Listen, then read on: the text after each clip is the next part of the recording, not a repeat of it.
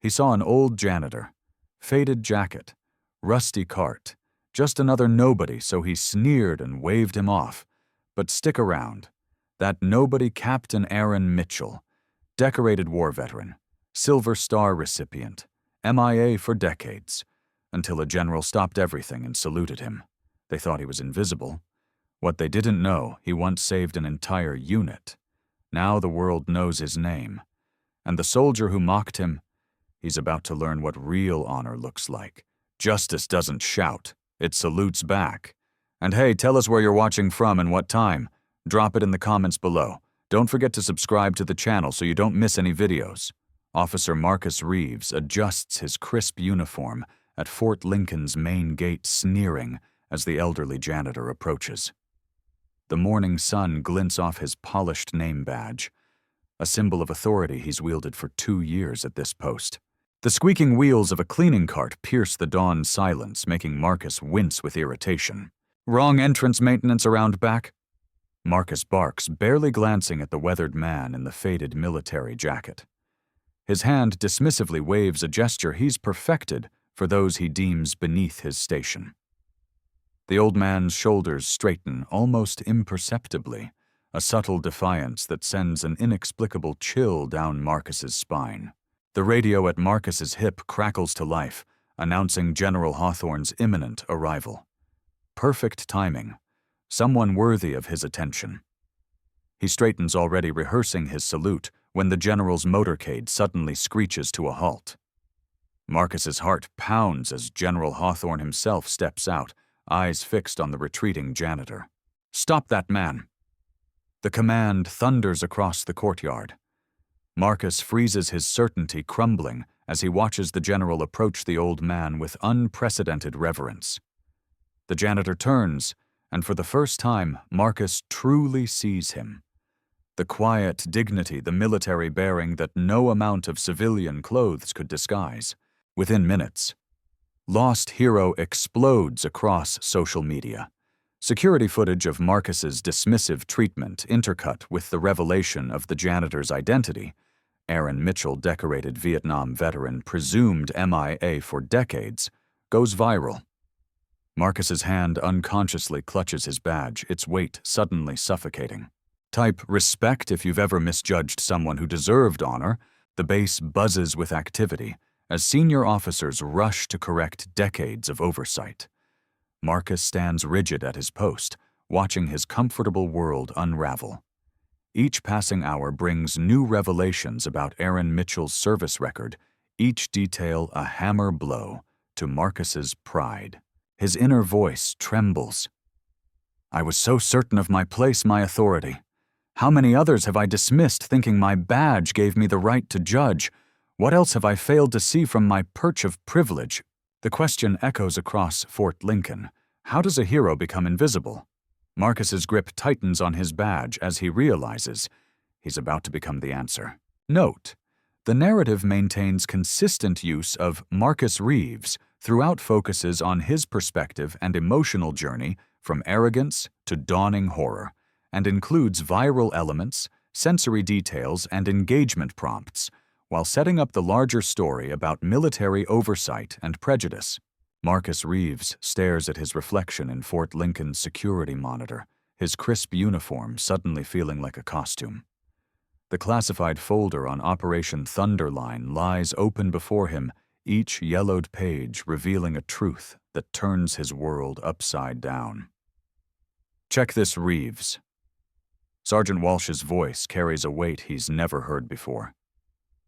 "Every surviving Thunderline operative was supposed to receive full honors and lifetime benefits. Captain Mitchell's name is right here, clear as day."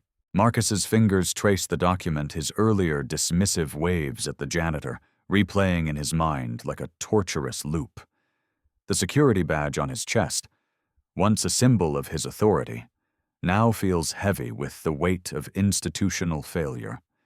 He pulls up the gate security footage from the past month, counting the times he'd casually waved away the man who should have been saluted.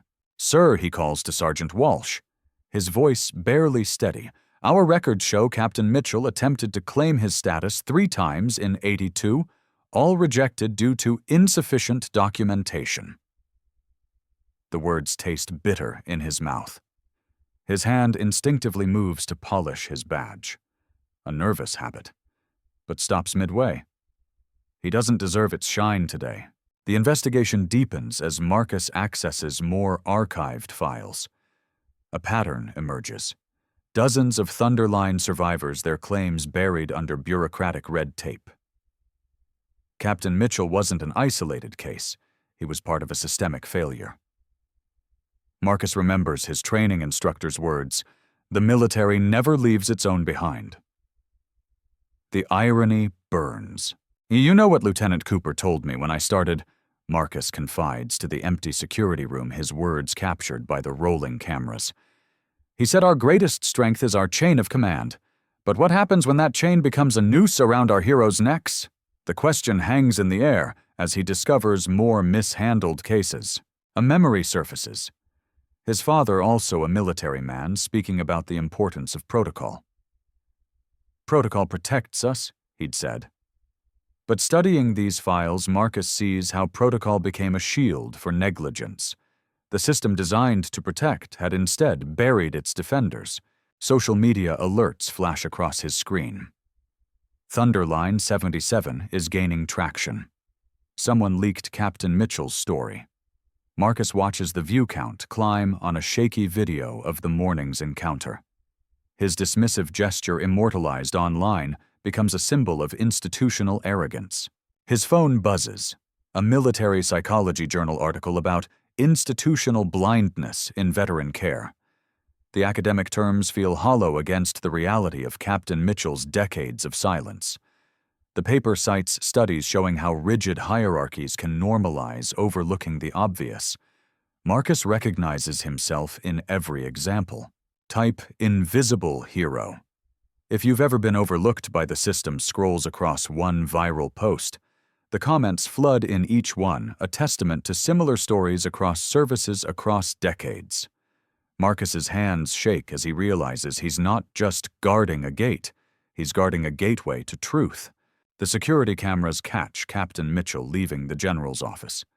He moves differently now, straighter, his janitor's uniform, incongruous with his bearing.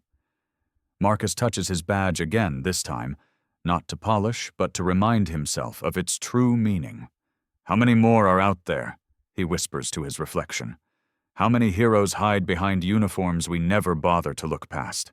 The answer comes in waves of newly unsealed files, each one a testimony to systematic oversight. Marcus Reeves, once proud of his position at Fort Lincoln's gate, now sees it for what it is. Not just an entrance to a military base, but a boundary between acknowledgement and invisibility. His badge, catching the afternoon sun, throws shadows that feel like accusations against the wall. The same protocols I upheld so proudly were the walls that kept heroes like Captain Mitchell invisible. Every dismissive gesture, every unquestioned rule, we built this system of shadows. Now, watching him walk tall again, I wonder, how do we tear down walls we built with such careful pride? Sergeant Marcus Reeves stares at the security monitor, watching the morning's footage play on repeat. His own voice, dripping with condescension, echoes through the small security office. "Papers or leave, old man." The timestamp reads 700 hours, just 6 hours ago when he still felt invincible behind his badge. The phone won't stop buzzing. "Gate duty fail" flashes across his screen for the 100th time, accompanied by a new notification, 500,000 views and climbing. Marcus Reeves's hands shake as he adjusts his collar, the weight of his security badge suddenly feeling like lead against his chest. "Sir, CNN is at the gate." Private Thompson's voice trembles. "They're asking about Aaron Mitchell." Marcus Reeves swallows hard, his throat dry. The maintenance cart still sits where Mitchell left it, a silent accusation visible through his office window. 40 years. The man had been here for 40 years, quietly serving, while Marcus Reeves had been alive for barely half that time. Another alert. A military historian on Twitter. Aaron Mitchell Silver Star recipient, 1973, presumed MIA after saving his entire unit. continued serving in silence. The post already has 50,000 retweets. Marcus Reeves's fingers trace the edge of his badge, the same badge he'd proudly thrust toward Mitchell's face this morning. Now every glance at its polished surface shows him something different. Not authority, but arrogance. The base commander's voice booms through his phone. "Reeves, my office, now!" But Marcus Reeves can barely move. The security footage keeps playing his dismissive wave, now famous worldwide.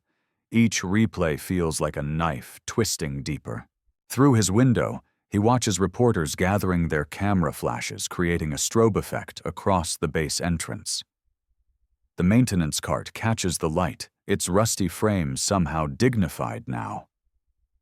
Mitchell had pushed that cart past him hundreds of times, and Marcus Reeves had never once really looked, at the man behind it. The base archives arrive on his desk. Photographs of a younger Mitchell in full uniform medals gleaming. Combat records that read like movie scripts.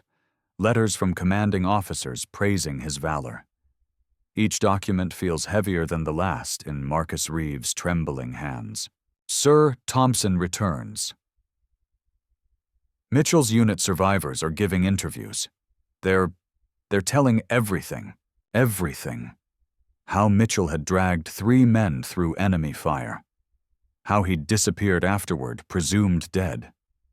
How he'd chosen silence upon his return, taking the humblest position possible. How Marcus Reeves had become the face of every person who'd ever overlooked true greatness. The badge catches another camera flash, and Marcus Reeves flinches. In its reflection, he sees what everyone else now sees. Not a proud sergeant, but a man who failed to recognize honor when it stood right before him. Top 1, if you've ever misjudged someone who deserved respect. The maintenance cart's wheels squeak outside his window, someone moving it at last. The sound cuts through Marcus Reeves like artillery fire, each turn of the wheels, marking another moment of his unraveling authority. A new hashtag appears, on Aaron Mitchell Hero. Marcus Reeves watches it climb past his own infamous tag, a digital testament to the true meaning of service and humility. His phone buzzes again, the base commander growing impatient. Marcus Reeves stands legs unsteady. His badge feels wrong now, its weight a reminder of power misused. Through the window, he catches a glimpse of his own reflection superimposed over the gathering media circus. The man staring back at him looks lost, confused, afraid, everything a sergeant shouldn't be. But then again, Marcus Reeves realizes, watching another replay of his morning smugness, he'd never really understood what a sergeant should be until today. In this expansive section, I'll maintain Marcus Reeves as the antagonist's name throughout, focusing exclusively on his perspective as he faces the consequences of his actions and begins his transformation. Private Marcus Reeves stands frozen at Fort Lincoln's main gate, the same spot where just 12 hours ago he'd carelessly waved away a man he'd deemed insignificant. His polished name badge, once a symbol of authority, now feels heavy against his chest. The morning sun burns uncomfortably on his neck as he watches the growing crowd gathering for the ceremony. "Request permission to join the honor guard, sir." Marcus manages to say, his voice wavering as he addresses Colonel Harrison. The words taste like ash in his mouth, remembering how he'd sneered at Aaron Mitchell's own request for entry just yesterday. The colonel's pause stretches painfully long. "Granted, Private Reeves." Colonel Harrison finally responds, his tone carrying an edge that makes Marcus's stomach clench. "Perhaps you'll learn something about true service today." The base loudspeakers crackle to life, and Marcus's heart nearly stops as he hears his own voice from yesterday's security footage. "Janitors don't get special treatment." The recording plays across the ceremony grounds, followed by devastating silence. Reeves' fails begins trending on military community forums within minutes. Marcus takes his position in the honor guard, legs trembling beneath his pristine uniform. The familiar squeak of wheels draws his attention, Mitchell's maintenance cart, now adorned with medals and citations, rolls past him toward the podium. His badge feels like it's burning through his uniform. "Today we right a wrong," Base Commander Walsh's voice booms across the parade ground, "and we acknowledge those who reminded us that every uniform, every role deserves our respect." Marcus catches Mitchell's eye across the ceremony space, seeing not the janitor he'd dismissed, but a decorated veteran who'd served while Marcus was still learning to walk. The Mitchell Protocol announcement hits Marcus like a physical blow. Each word of the new base-wide policy serves as a reminder of his arrogance.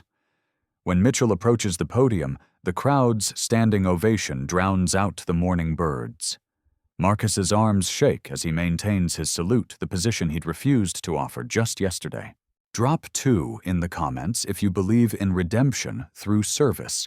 Scrolls across the ceremony's live stream, which has already gathered thousands of viewers. Marcus feels his phone vibrating in his pocket, notifications from the viral video of his misconduct flooding in. But now, standing at attention watching Mitchell receive long overdue recognition, something breaks inside him. His badge, once a shield for his prejudices, now serves as a mirror reflecting his shame. "Private Reeves," Mitchell calls out after the ceremony, his voice carrying no malice. "Would you help me push this cart to its new home in the base museum?" Together they guide the squeaking cart across the parade ground, each revolution of its wheels marking another step in Marcus's transformation from gatekeeper to guardian of a new legacy. Share this moment if you believe every uniform tells a story of service. Jotrchirp Mitchell Protocol flashes across the ceremony's final broadcast. The base museum's doors open, and Marcus helps position the cart in its new place of honor. His hands linger on the handles, remembering how yesterday he wouldn't even look at it. Now it stands as a monument to his greatest lesson in humility and respect. Type "Honor Restored" if you believe in the power of redemption through accountability. Through the early morning mist, Marcus Reeves stands at Fort Lincoln's gate one last time, his shoulders heavy with the weight of revelation. 24 hours ago, he'd been a different man. Arrogant, dismissive, certain of his place in the hierarchy. Now, as dawn paints the sky in hues of redemption, his fingers trace the worn edges of his security badge, feeling every scratch like a reminder of his hubris. The morning bugle cuts through the silence, its familiar notes carrying an entirely new melody of humility. Marcus Reeves watches the maintenance workers arriving for their shifts, each face now holding possibilities he'd never considered before. His stomach tightens as he remembers his sneering dismissal of Aaron Mitchell, the way he'd treated the janitor as beneath his notice. "Ando!" "Good morning, sir," Marcus Reeves says to the first maintenance worker, his voice catching slightly on the "sir," a word he'd previously reserved for those in uniform. The worker's surprised smile mirrors countless others he'd denied over his years at the gate. Each greeting now feels like a small act of atonement. The security booth's window reflects his image, and Marcus Reeves studies his own face, noting how the arrogance has been replaced by something softer, more human. His hand instinctively reaches for his badge, the metal warm from his constant touching. Mitchell's words echo in his mind. Service isn't about recognition. The truth of those words burns deeper than any reprimand from his superiors ever could. Inside the booth, a newspaper headlines the changes sweeping through Fort Lincoln. Military revises ID protocols after historic oversight. Marcus Reeves's name appears in the article not as a hero, but as the catalyst for necessary change. His face heats with shame as he reads the details of his confrontation with Mitchell, now documented for history. The maintenance cart, Mitchell's humble chariot, has found its place in the base museum. Marcus Reeves had walked past it yesterday, reading the plaque that told Mitchell's story, decorated veteran MIA survivor choosing to serve in silence. Each word had felt like a judgment on his own prejudices. A young soldier approaches the gate, and Marcus Reeves straightens. "ID, please," he says, checking it twice, a new protocol born from his mistake. As he hands it back, he adds, "Thank you for your service," meaning it in a way he never had before. His phone buzzes with another notification about Taco for Never Invisible trending.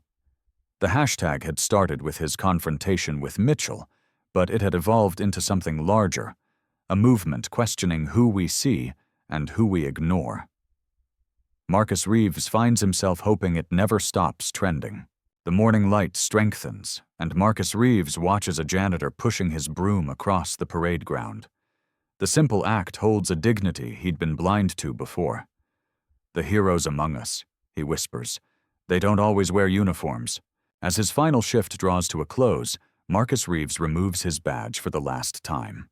Tomorrow he'll start training new gate guards, teaching them what Mitchell taught him, that service wears many faces, and true honor lies in recognizing them all. The base commander had offered to let him keep his position, but Marcus Reeves had requested this reassignment. "Let me teach others," he'd said, "so we never make this mistake again." His badge will join Mitchell's cart in the museum, a reminder that sometimes the greatest lessons come from our greatest mistakes. The morning bugle sounds again, and Marcus Reeves stands at attention one last time at his post.